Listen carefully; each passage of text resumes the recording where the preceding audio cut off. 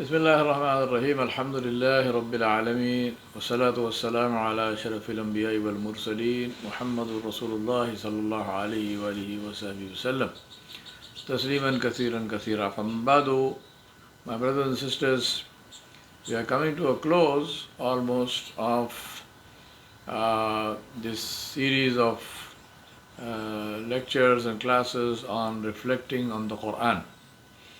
And I remind myself and you that the Kitab of Allah, the Book of Allah, did not simply come for us to read it, or for us to debate about it, or for us to analyze it in terms of its grammar and this and that.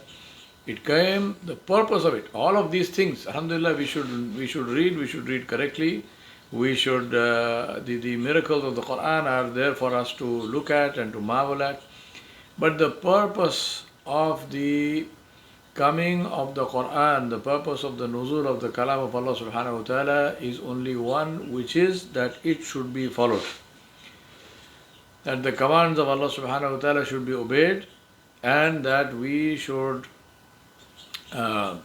submit to Allah subhanahu wa ta'ala in joyful and in loving submission.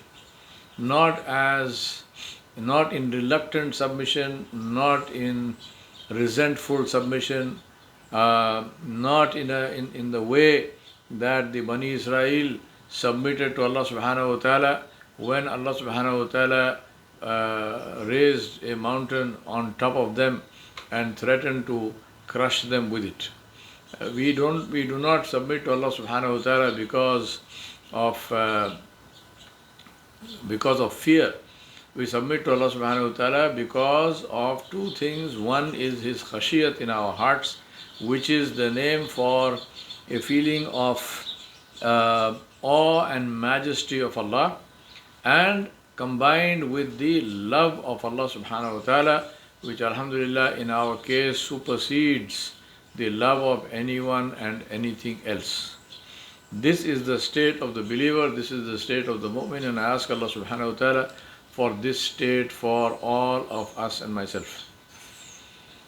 My brothers and sisters, the way to do that, the way to submit to Allah subhanahu wa ta'ala in a state of joyful and loving submission is to follow the sunnah of our master, of the messenger of Allah, of the Rasul of Allah, Amirul Anbiya, Imamul Anbiya, Sayyidul Mursaleen, Muhammadur Rasulullah sallallahu alayhi wa alihi wa sahbihi wasallam, and that is to follow his sunnah. This is what makes Islam so beautiful and so simple. There is no complication in it. There is not even a need for anyone to be learned, or anyone to attend school or university or something in order to follow Islam. Islam is followable by anybody in any place, in any situation. And what makes it so simple is that Allah subhanahu wa ta'ala sent Muhammadur Rasulullah sallallahu alayhi wa sallam as a living guide of what is to be done. The most important thing that I remind myself, and I request you to remind yourself, is that all of these, the sum total of Islam, the sum total of all the laws and rules and regulations and whatnot of Islam, are for our benefit. Allah subhanahu wa ta'ala, nothing benefits Allah, nothing harms Allah subhanahu wa ta'ala.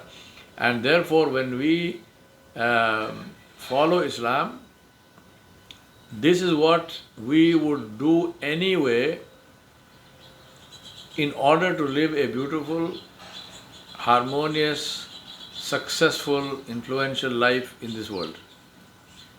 Even if we were not Muslim, if somebody said to me, show me a way, because I'm a life coach as well. So if somebody says to me, and when they say to me, show me a way in which I can be highly successful in this life, as well as be influential, as well as be popular, loved by people, what is the way? I will tell them, and I do tell them, the Islamic way of living life. the Sunnah of Rasulullah.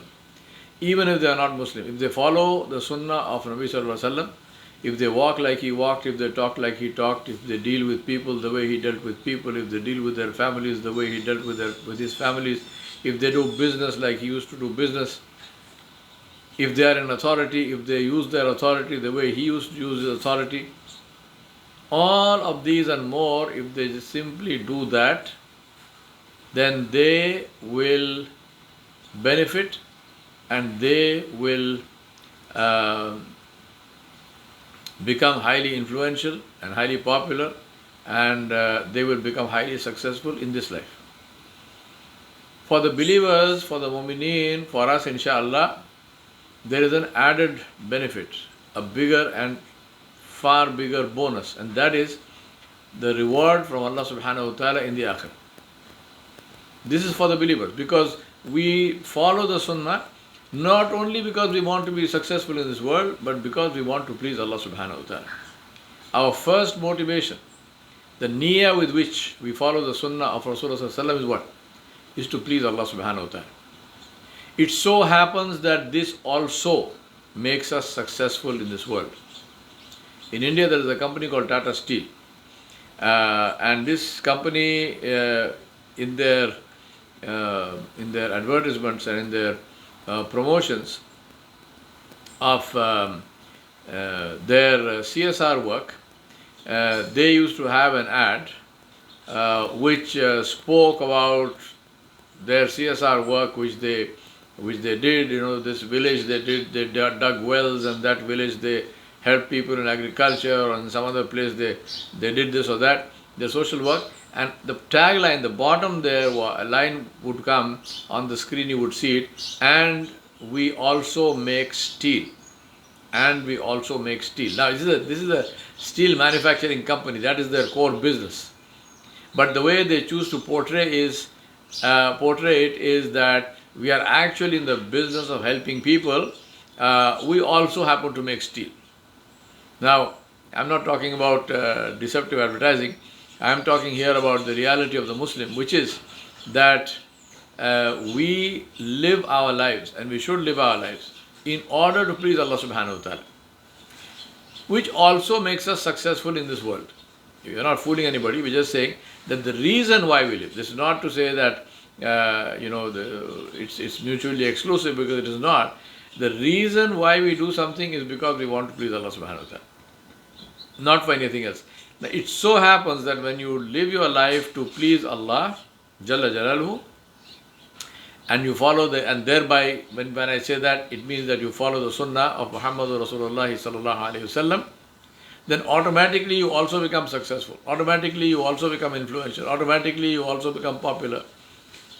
Automatically you also become somebody who everybody loves and honors and respects. This happens by itself, not because that is the reason you are doing that. If you see, for example, sometimes in India we see this on a railway platform. Obviously in India there are huge crowds, and if you go to a platform, there are a lot of people milling around. But if there is a group of Sikhs, 4 or 5 Sikhs, and if they are dressed like Sikhs, nowadays even the Sikhs have, many of them don't wear their traditional clothes. But if they are dressed like Sikhs, meaning that they have turbans, they have big beards, then they stand out. It looks as if they are the only people on the platform. Now, the fact that they look so impressive, if you ask them why you dress like that, what will a practicing Sikh tell you? He will say, because this is how Guru Nanak told us to dress. This is our traditional religious dress. Now, he is not dressing that way to impress people, but people are impressed. Now, I'm giving you examples to show the beauty of the sunnah of Rasulullah sallallahu alaihi wasallam, which if we follow, may Allah subhanahu wa ta'ala grant us the good sense to follow this beautiful method which Allah subhanahu wa ta'ala gifted us with. When we do that, we automatically benefit. We are not doing it for that reason. There's another reason I'm saying that, because if somebody is doing it for that reason, then you lose out on the actual reward from Allah subhanahu wa ta'ala. Right? But if you understand this and say, well, All our actions, we do them only for one reason, that is to please Allah subhanahu wa ta'ala. Why do you fast? Because Allah said so. Why do you pray? Because Allah said so. If somebody says, I'm fasting because 30 days of fasting will detoxify my body and it will, clean my blood and it will reduce my cholesterol and whatnot, then this fasting is not Ramadan. This is not this is not a ibadah. Excuse me.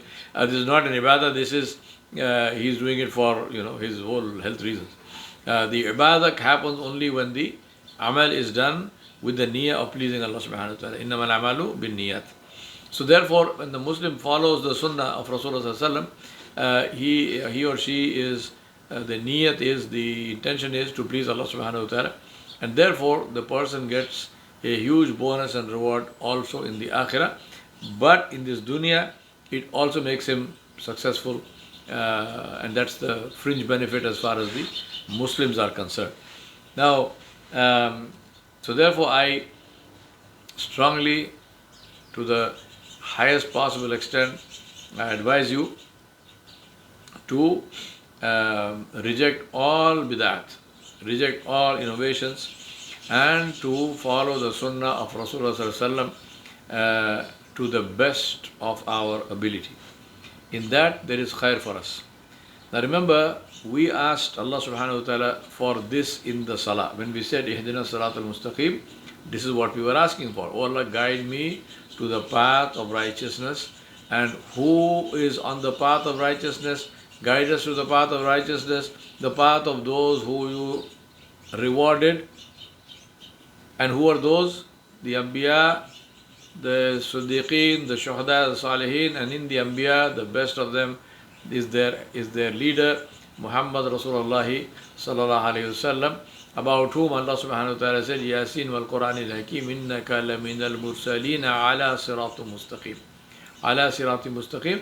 Allah subhanahu wa ta'ala said very clearly, you are on the path of righteousness. So when we say Ihdina Siratal Mustaqim, we are asking Allah subhanahu wa ta'ala to put us on the path on which Rasulullah sallallahu alayhi wasallam was. So then, how can we reject what we asked for in Salah?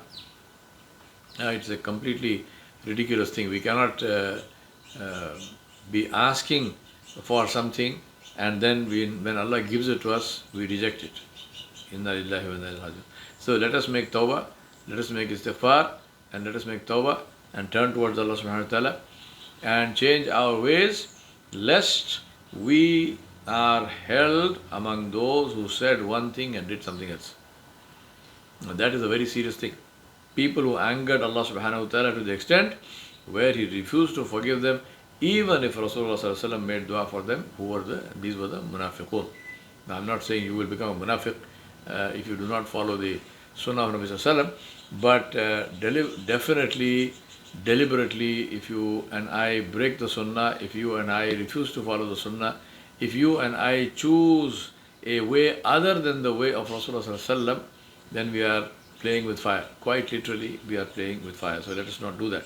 May Allah protect us from following the path of shaitan, which leads to the hellfire. Now we come to the last ayat of Surah Al-Fatiha, as I mentioned before. Sirat al-ladhina an'amta alayhim ghayril maghdubi alayhim waladdallin.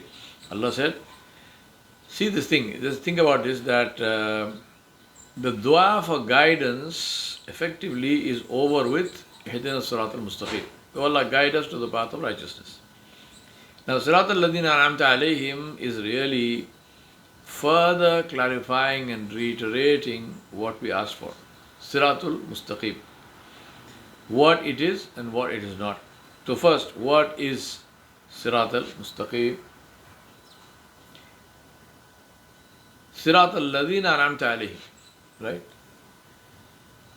Consider this. When you want to show somebody the way to some place, and you want to be doubly sure that the person will not make a mistake, you say, go this way, not that way. Right? Simply saying go this way was sufficient. But you want to make doubly sure, so you add not that way. And that is what Allah subhanahu wa ta'ala taught us to ask for. The way of those who received his blessings and earned his pleasure, and not the way of those who incurred his anger and those who fell into misguidance. Now truly the Qur'an is a book in which there is no doubt.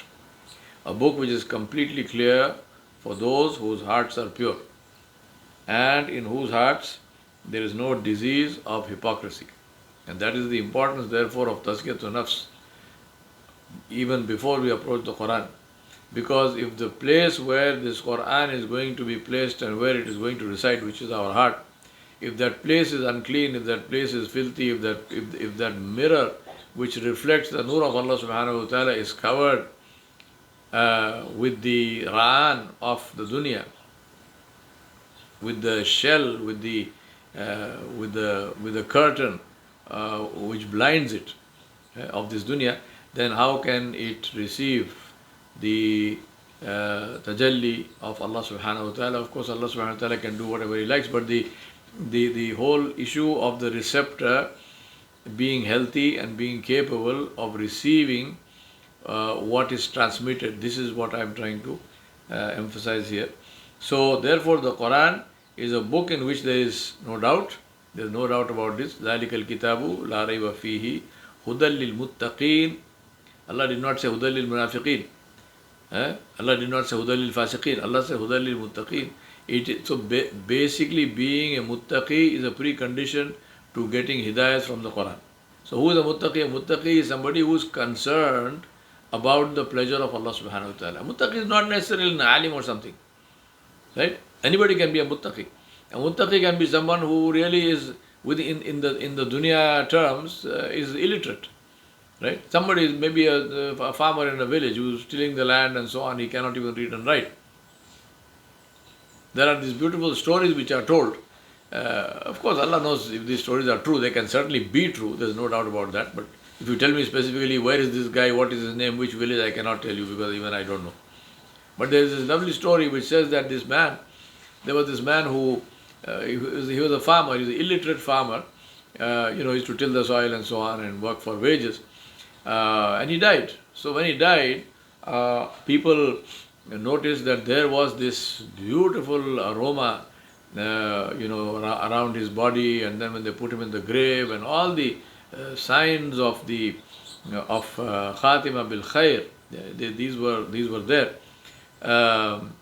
So one of it so happened that there was an alim who was in this village, or he came there or something, and he recognized these signs. So he knew that this person who died was a special person.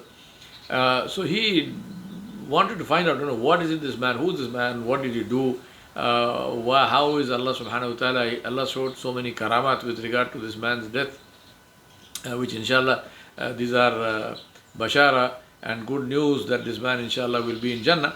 So he went to the family and he asked them, he said, please tell me who is this man, was he a great scholar, was he somebody maybe Hafiz Qur'an or something. So his wife said, for God's sake, this man, he did not even know to read and write. He was a farmer. He was, he used to till the soil. If there was no agriculture happening, he would work as a headload coolie in a construction site or something.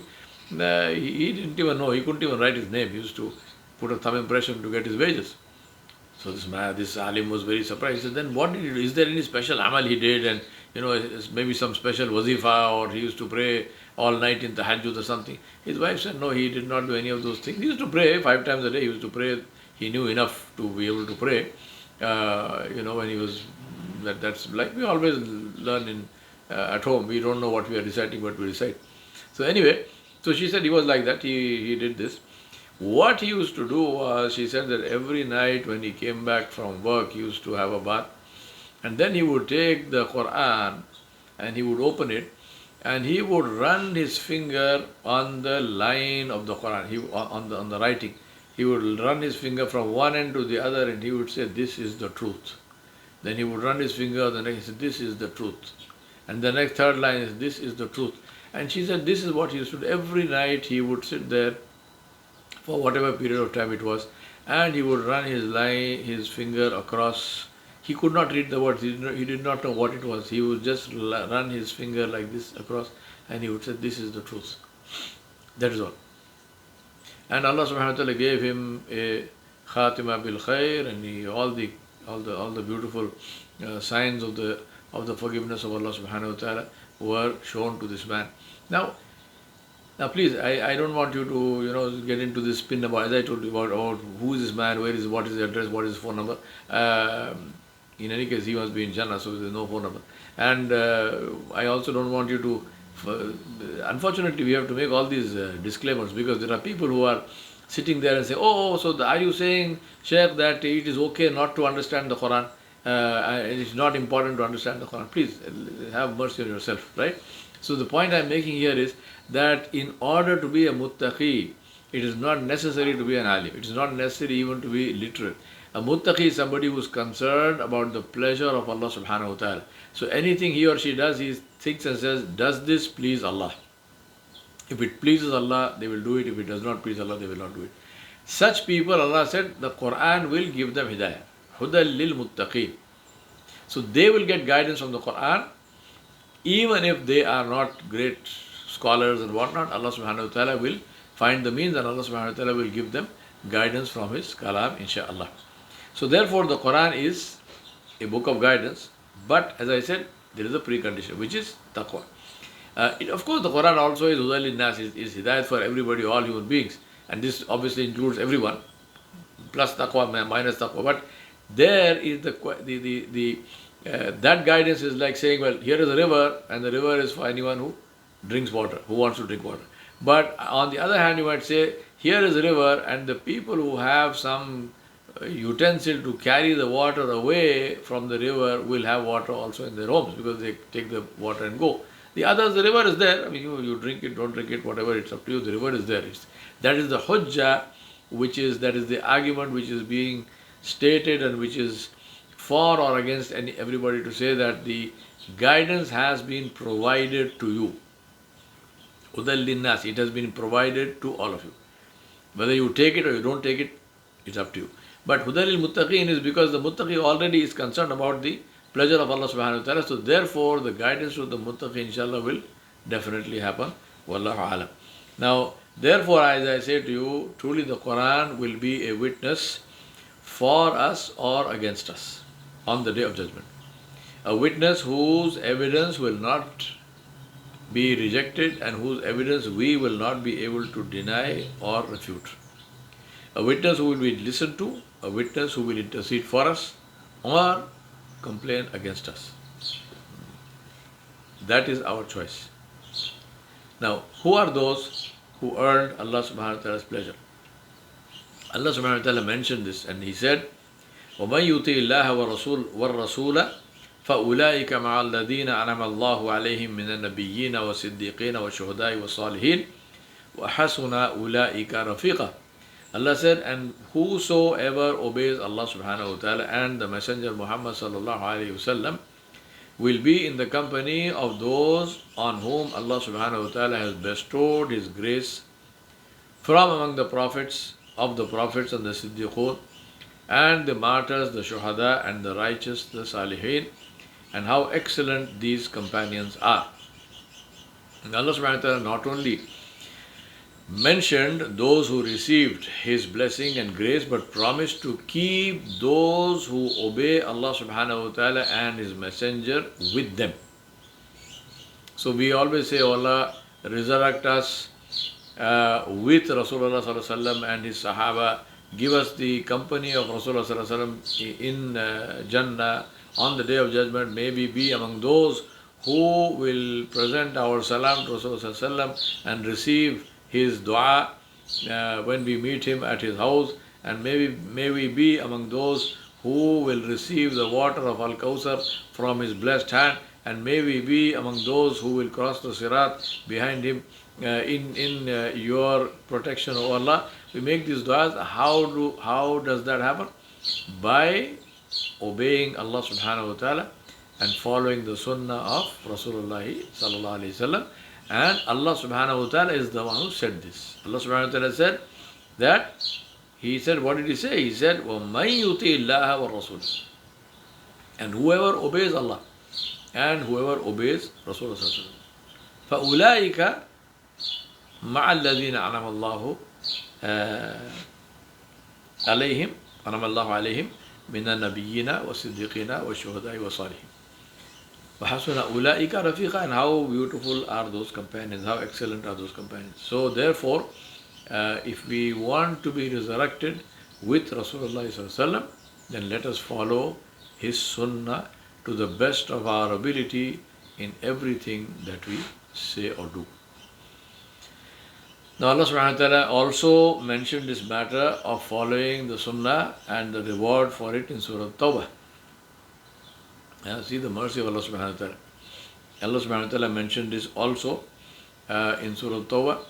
والسابقون الأولون من المهاجرين والأنصار والذين اتبعوهم بإحسان رضي الله عنهم ورضوا عنه وأعد لهم جنات تجري تحتها الأنهار خالدين فيها أبدا ذلك الفوز العظيم. Allah subhanahu wa ta'ala said, and the first سابقون الأولون, the first to embrace, to enter Islam of the Muhajirun and the Ansar, and also those who followed them exactly in faith.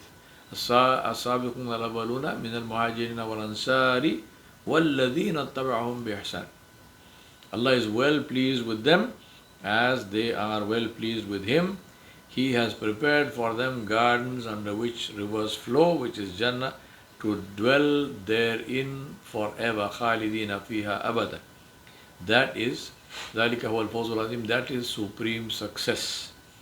When the slave recites this ayah of Surah Al-Fatiha, he reflects on what Allah subhanahu wa ta'ala, what he's asking Allah for, and what he needs to do for his dua to be answered. He makes tawbah and he changes his ways to follow the sunnah of Rasulullah sallallahu alaihi wasallam, which he asked Allah subhanahu wa ta'ala for. My brothers and sisters, I remind myself anew that take this is the mercy of Allah subhanahu wa ta'ala. I think that the more I try to talk about it, the more dissatisfied I am with my ability to do justice to it. This is the beauty of the sunnah of Nabi sallallahu alaihi wasallam. This is actually the beauty of the mercy of Allah subhanahu wa ta'ala, that Allah subhanahu wa ta'ala, take this ayat of Surah Tawbah which I recited before you, السابقون الأولون من المهاجرين والأنصار. Now then Allah said, وَالَّذِينَ اتَّبَعُهُمْ بِإِحْسَانٍ. Now Allah subhanahu wa ta'ala could very well have said, السابقون الأولون من المهاجرين والأنصار, and then Allah subhanahu wa ta'ala could have said that for them there is Jannah. Instead of saying, وَاتَّبَعُهُمْ بِالْإِحْسَانِ رَضِيَ اللَّهُ عَنْهُ وَرَضُوا عَنْهُ. Allah is pleased with them and they are pleased with Allah. Allah subhanahu wa ta'ala simply could have said, السابقون الأولون من المهاجرين والأنصار رضي الله عنه ورضوا عنه. But Allah did not say that. Allah subhanahu wa ta'ala left that door open. The door for those who follow the sunnah of Rasulullah sallallahu alaihi wasallam. Allah subhanahu wa ta'ala left that door open until the end of time. Until the last human being is on the earth. That last human being will have the opportunity to follow the sunnah of Rasulullah sallallahu alaihi wasallam and go through that door into that list of people about whom Allah subhanahu wa ta'ala said, radiyallahu anhum wa radu an. Right? They are pleased with Allah and Allah is pleased with them and they are pleased with Allah. Now this is the mercy of Allah subhanahu wa ta'ala. Allah subhanahu wa ta'ala could have closed the list by mentioning those who accepted Rasulullah sallallahu alaihi wasallam's da'wah, who supported him, who gave their wealth and lives in the path of Islam. They gave their wealth and lives in the path of supporting Rasulullah sallallahu alaihi wasallam. Right? Just think about the meaning of following the sunnah for them compared to us. For us today, following the sunnah is, for most of us, what is it? It is to keep a beard, for example. How much of blood do you need to shed for that? How many times you have to cut off your head to keep your beard? How many millions of dollars do you have to spend for that? You have to do nothing. The only sunnah that happens with doing nothing at all is the beard. That is our test. You have to wear a hijab. This is our test. The rest of it, to speak nicely to people, to speak the truth, not to tell lies and so on and so forth, all of this anyway you do. Anyway, we are supposed to do, we should do. That is the way any decent human being will live. But for the Sahaba, what was the meaning of following the Sunnah? The meaning of following the Sunnah was literally to put their lives on the line, because there were people who were killing them for that reason. Yet Allah subhanahu wa ta'ala left that door open. And Allah said, even if you do a little bit, you will inshallah be collected with those who did far, far more than you will ever do in your whole life. All of us collectively cannot become, our amal cannot be the equal of the amal of even one of the Sahaba. Yet Allah subhanahu wa ta'ala in His mercy gave us this opportunity to be collected with them. Now if we reject that opportunity, if we don't take that opportunity, then believe me, who is to blame, who is responsible for that problem? I ask Allah subhanahu wa ta'ala to enable us to understand the beauty of this religion, which is so easy, which is so natural, which is so which is so beautiful to follow for our own benefit in this dunya wal akhirah. And the one word for that whole thing is the Sunnah. The Sunnah of Muhammadur Rasulullah sallallahu alayhi wa sallam. Wa sallallahu ala nabiyil kareem wa ala alihi wa sahbihi ajma'in bi rahmatika ya arhamar rahimin. Wa assalamu alaikum wa rahmatullahi wa barakatuh.